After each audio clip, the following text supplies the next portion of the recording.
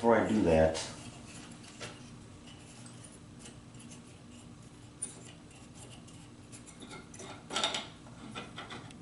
I notice this bolt is going all the way through and interfering with that side over here. It's made a slight indentation right there. So I've got to shorten this bolt, and while I'm doing that, I got to make sure that this is not interfering with that T-nut, because that T-nut is sunk deeper as well. I may just need to get a shorter bolt. That'd probably be the solution. Let me do that. I re-drilled my hole. I hope you can see that. You can just see that crescent moon right there from the 1/4 inch dowel that was put in the hole. That's how far I was off. So made the repair, and now I got to get a couple bolts and we'll put it back together. I'm just cleaning up these slots. It doesn't really take much.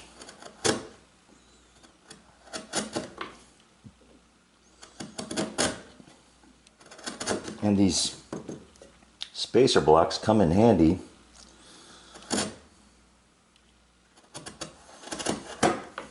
Prevent blowout underneath.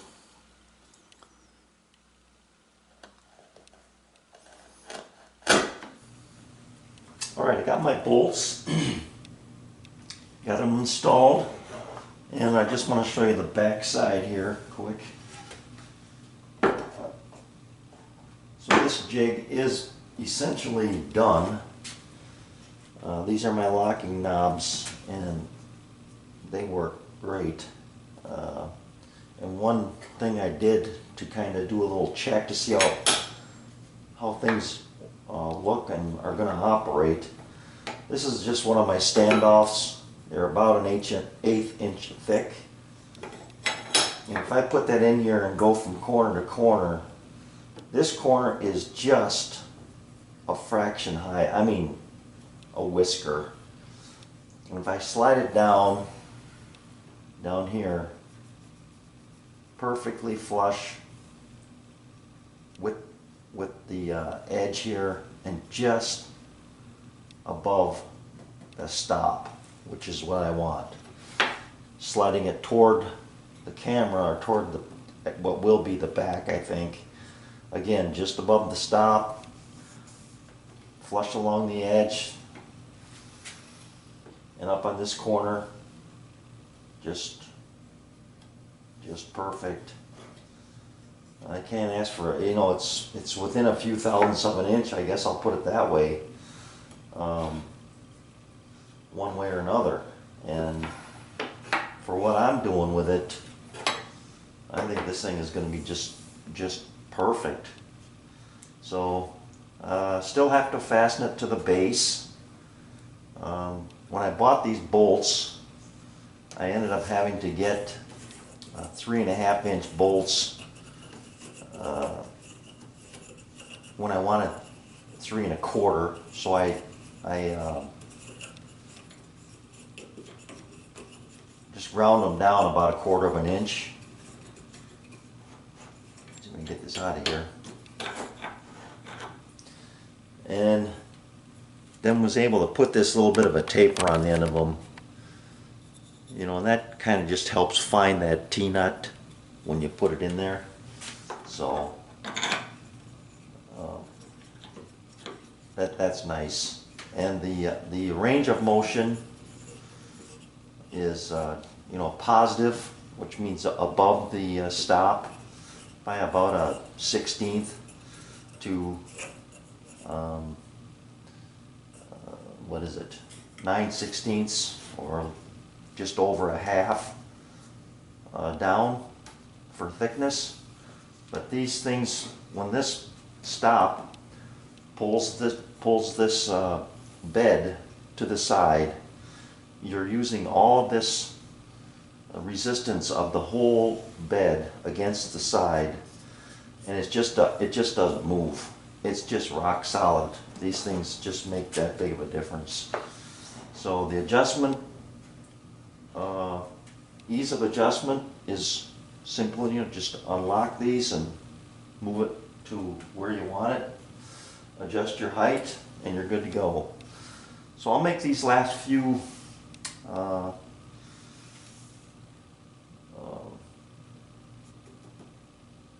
finishing touches, I guess. I'll attach the base. I'm going to do that with dowels. I'll probably just put in 2 or 3 along the side here, no big deal.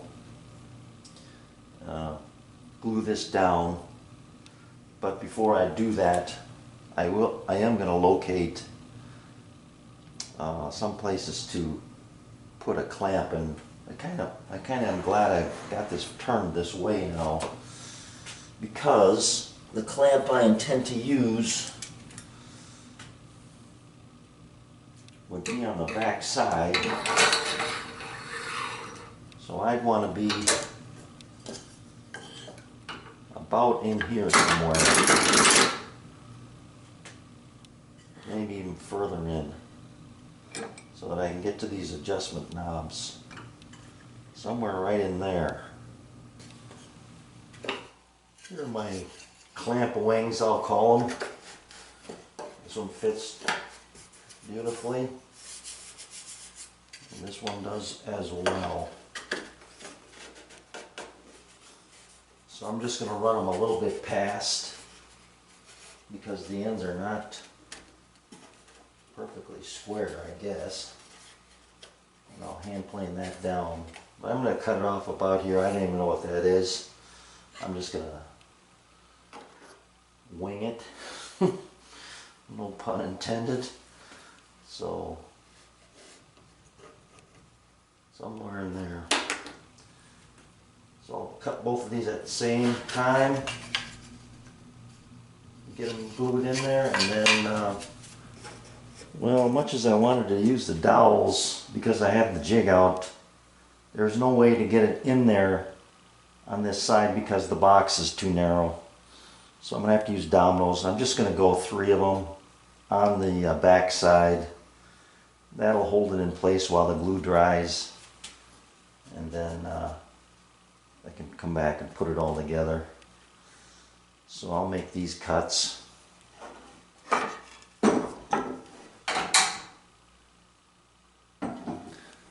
Not a ton of glue, just enough to get a little squeeze out in some spots here. I don't want,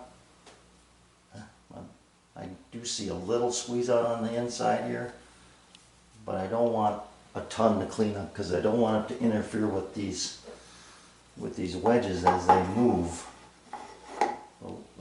A little bit I see here, a little in this corner. That's about it, really. Yeah, right in here. I can get that cleaned up, and the rest should be good. So I'm in good shape. I'll have to flush up this end, I guess, a little bit. Other than that, it looks good.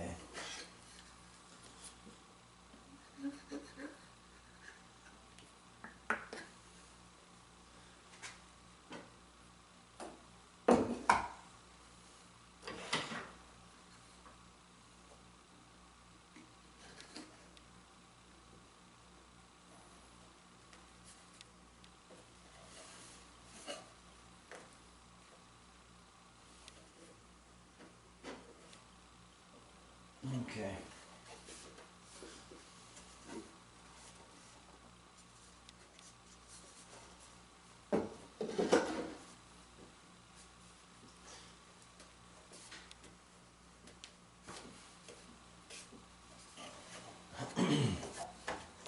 All right, so now you see the inside. I've got these wedges labeled. It can really only go one way now, but these could get reversed. And I don't know when that would ever happen, but you know, it does come apart. And so this is labeled 1 and 2 so that it's going to go together this way. And before I put that in there, on the back side then, now you can see these clamping wings I've got, which is a nice little addition. And my slots here to lock it up and down, you know, adjust to the height you want and then lock it. So that's going to be a nice added feature that was not in that original that I had seen. So very happy with the way this thing has worked out. Like I said, this just floats. And it's such a nice fit, it just drops in there. Piston type fit. And then the locking knobs on the back.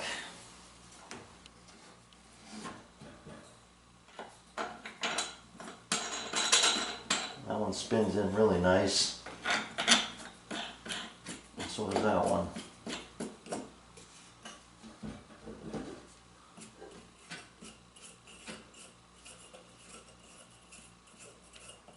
The nice thing about those being in there now is that it keeps it from falling apart. So very nice. Here, I thought I was recording the whole time. I just finished planing this, my first piece. It worked out really well.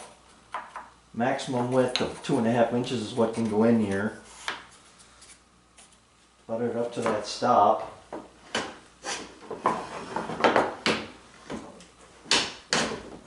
I guess I still have, now I know what was going wrong. I did have a little ridge out here. There we go.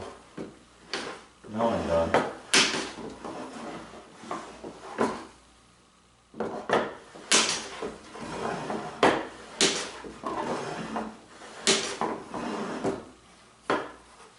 There. Got a little ridge in the blade.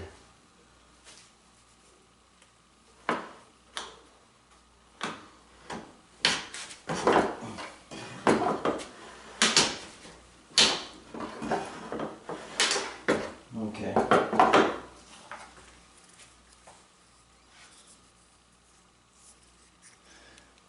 Nice finish on that.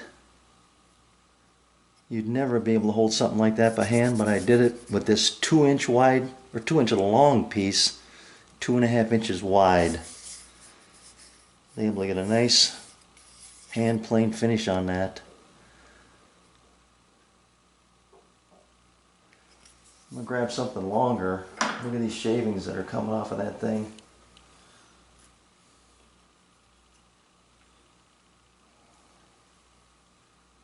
Alright, this is a piece of white oak that has got a taper to it. This is thicker out here than it is down here. So I think the grain is running this way. I'm going to put that in there and see what happens. And I believe that this is below the surface. No, it just catches it, so I should be okay.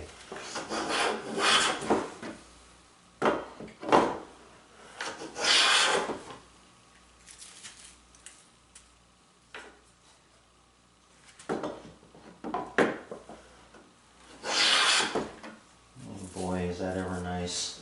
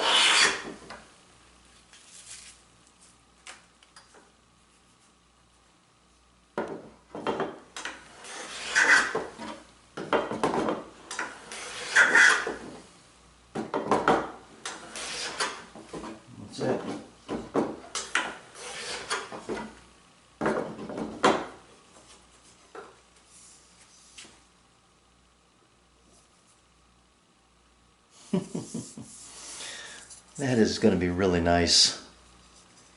Nice finish, but no work at all holding that. I am going to put sandpaper on here, but boy, oh boy, am I happy with that.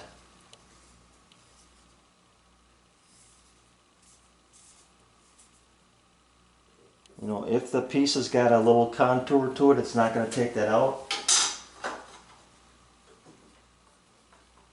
And it does, but as you're going over this, you're forcing it flat to the bed. So you are getting that consistent thickness. Yeah, it works out good. There it is.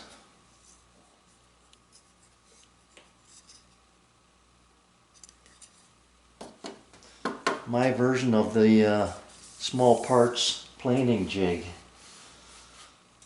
Thanks for watching. Well, I will say this before I go. I think that, well, let me just give you the measurements. I was going to say I've got plans for this, but I really don't. This is over 2 feet now, I believe. Where am I? Grab a tape measure and give you some actual dimensions here. And those clamping wings, they work out fantastic. So this is finished length, 25 3/8. Finished height of 4 3/4. These being 4 inches, and this base being 3/4. And it's 4 inches wide.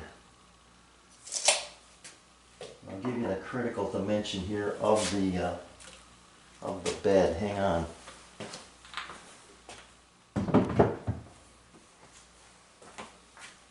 See if I can, oh, that's locked in there. Well, 2 3/4. I know that. Or I'm sorry, 2 1/2. 2 1/2 by 24, and it ended up being a little under that, but that was what I started with. I had to knock a little off of it, probably 23 15/16.